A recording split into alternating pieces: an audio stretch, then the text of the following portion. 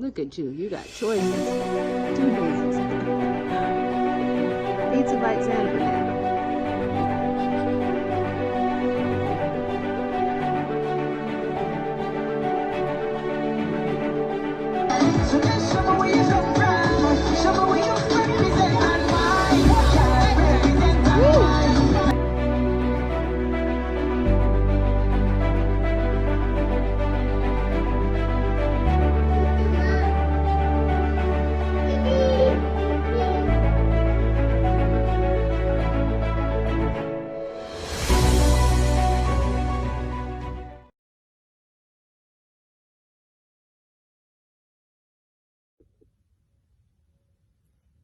It was July 1st, 2020.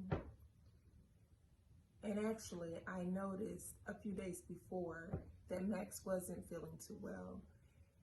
He was using the bathroom a lot. He was drinking a lot of water, juice, whatever. He was always thirsty. And he was losing a significant amount of weight. And I began to worry because the day before he became so fatigued and he looked helpless. And as a mother, all you want is a perfect child. You know, he's smiling, laughing, playing before. And then this day came, July 1st. I took him to his pediatrician and they checked his blood sugar just based on the symptoms that he was having. And they couldn't get a number. And they just said, Miss Martin, it's just reading high. They did it 3 times. Finally, they told us that we should go to the emergency room, but we didn't have to rush. We could go the next morning. But deep in my heart, I felt that I should go right away. And so I did. And we went to the emergency room to CHOA, Children's Healthcare of Atlanta. And from there, Maximus had a blood sugar of 670.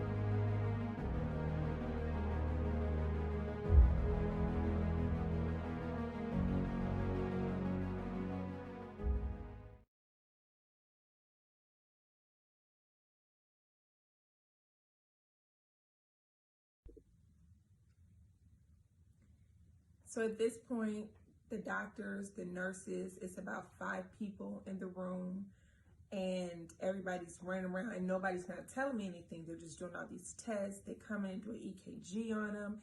They are taking blood from him. They're trying to start an IV on him. And as a mother, you just want to know what is going on. Somebody talk to me. Somebody tell me something. And nobody tells me anything. So eventually they come in the room. They said, Miss Martin, we have to send you all to ICU. At this point, I still don't know what is going on with my son. This is my baby. I'm like, tell me something. And so it wasn't until we got to ICU and the doctor came in and said, Miss Martin, he has been diagnosed with type 1 diabetes. Immediately, my heart broke. And I felt like, what? Why? Like, why my child? What did I do wrong? I immediately started blaming myself. I began to cry inside because I didn't want Max seeing me crying. And so I just was like, okay, this is it. And as a mother, you're strong and you just deal with it at that moment. But deep inside, I was heartbroken. I was devastated because all I could think about was, what did I do wrong?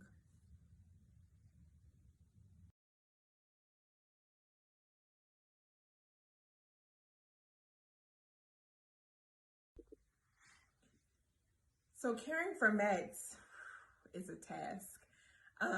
We start our mornings early, 7:30 a.m. Max has to have breakfast. I'm counting carbs. I'm looking at the box of everything that I have to give him. I have to calculate his numbers after he eats. He only gets about 30 minutes to eat for each meal. And every time he eats, he has to have insulin each time. So breakfast, lunch, snack, dinner, nighttime snack, he has to have insulin every single time. Caring for him, I think the biggest thing for me was the 2 a.m. check. They told me before we were released from the hospital that I had to check him at 2 a.m. every single night. I had to prick his little finger, and if he was low, I had to wake him up. If he was high, I could let him sleep. But me just waking up every single night doing that was a struggle for me. I was always tired. I began feeling like I'm losing it. I'm losing myself.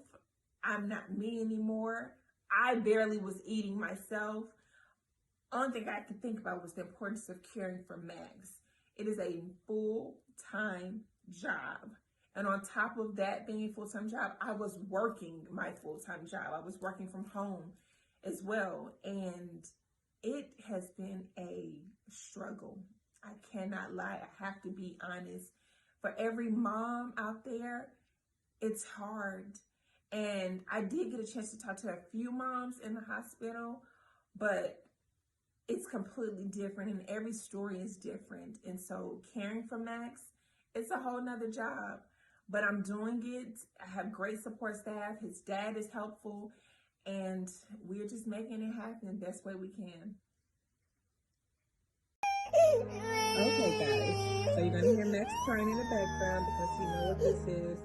This is the sensor that we have to put on him. This is a new one because the old one got messed up. So it's gonna be real quick. You stick it here. We just test 1, 2, 3, and that's it. He moved earlier, as you probably saw in the last little clip. So we're just gonna put a little band-aid around this, and then we take the sensor here. Actually, sorry, this is the transmitter, and just put that in. And then we go to his app and we say start sensors, and it's warming up. It takes about 2 hours to warm up before it starts bleeding. All right, so I just got Max out of his chair and about to give him the insulin. He looks a mess because this is real life and I'm a real mom. And you know, sometimes you don't have time to get all pretty and dolled up every day. So basically we're gonna take this little wipe here. It's the alcohol wipe. We're gonna clean the area. And I just like to blow it, kind of make sure it's dry. Double check always that it's still at the number that you turned it to, because you want to still make sure you're giving the right insulin. You want to give them a nice little pinch here, and you're going to just insert it. Press that button, count to 10. 1, 2, 3, 4, 5, 6, 7, 8, 9, 10. Release and remove it, and that's it. He doesn't cry or anything. He's such a big boy, right? You're a big boy, Max. Yes. And so happy, guys. So this process, like I say, is not easy. Looking back over so it's usually breakfast, lunch, snack, dinner, that's my snack. That's all. Stay tuned, guys. Okay, so 28 times 2 was actually 56, but because Max did not eat the crust really, I took off some, which I gave him 50 for the pizza, and then he had a veggie squeeze, which was 15. So we add that together, 50 plus 15, that's going to give us 65. Then we divide that by his ratio, which is 25 divided by 25, which is going to equal 2.6. So I know that I have to give him 2.5 because we always round down when counting his corrections for his insulin. So he's going to get 2.5 units of Humalog Junior insulin. Stay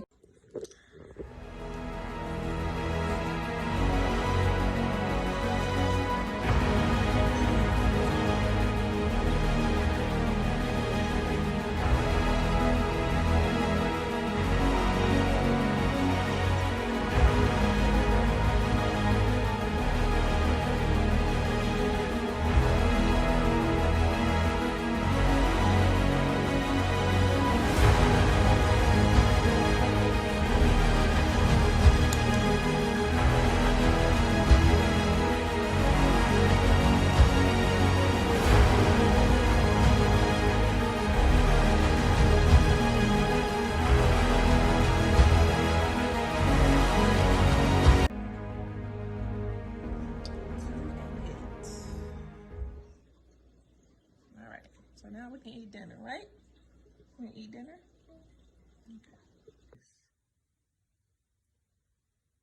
Once I got the diagnosis, I immediately called his father and I let him know what was going on. And I was just scared at this point. And he was a little more calmer than me, but I was scared. I'm grateful for him due to his career and his job as a firefighter and EMS. He, his schedule doesn't allow him to be there with us all the time. So I was there alone at the present time. But my fear was, is my baby going to be okay? Is my baby going to live? How will we move forward in life now? Will he be able to have a normal life? Will he be able to play sports? How will he do in school? Can he have kids? And all these things start running through my mind. And I begin to get so afraid and scared. Like, how will life be now in this moment?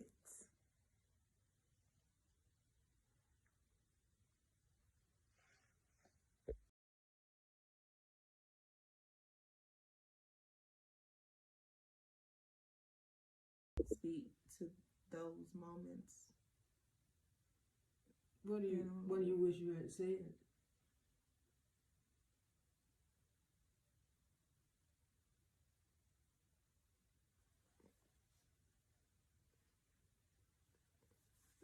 This is so hard.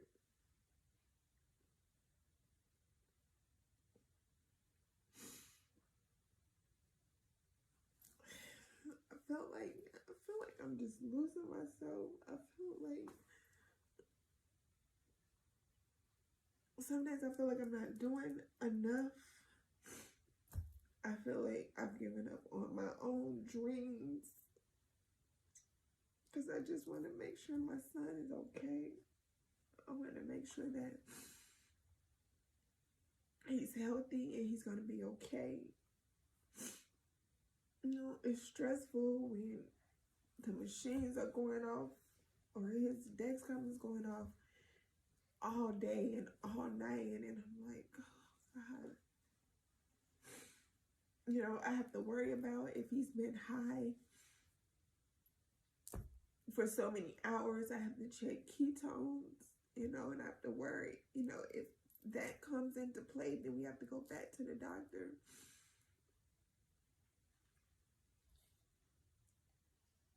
And I'm just tired, some days I don't know what I'm doing.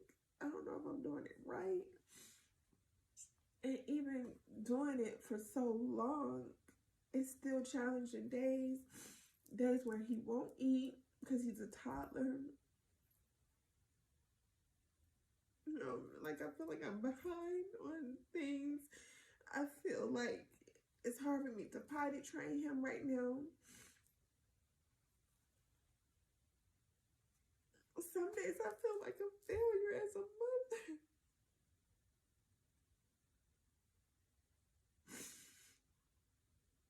And that's the worst feeling to have. And I don't want to feel like that, but that's just how I feel some days. I feel like I'm just...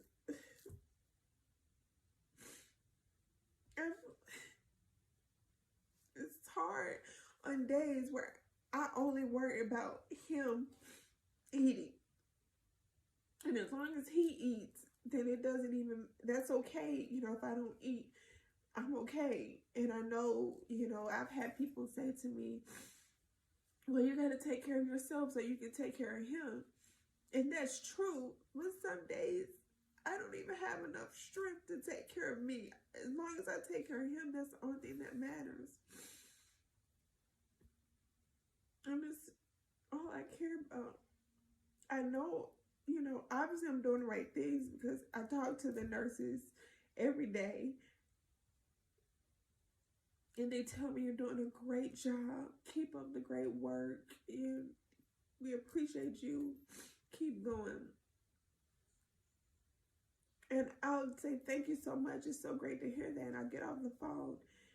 And I'm just like, I don't take a breather. I don't take a break. I don't feel like I can take a break. It's where I go out with friends or do anything. I only do things where I can take him with me. Because I feel like he has to be close to me all the time. Because if anything happens to me, I'll feel like it's my fault.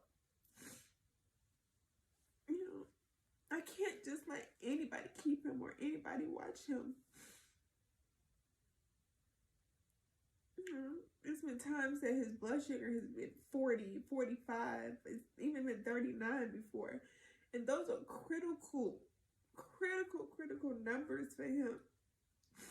And it's scary to see him just there and just, you know, he begins to sweat or he begins to just kind of get almost lifeless.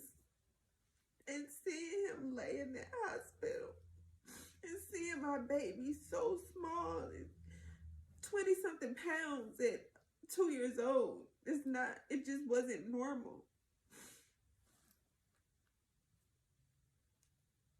And it's just been really hard. It's been really, really hard. And some days I say, God, why me? It's not fair. Because I have such a genuine heart. I do so much for so many other people. But I know that everything that you go through is not for you. It's for somebody else. And I can only hope and pray that my story helps other people. I can only hope and pray that I can encourage you to just push forward and be yourself. Do the best you can. Don't be so hard on yourself. It's hard as a mother not to be hard on yourself.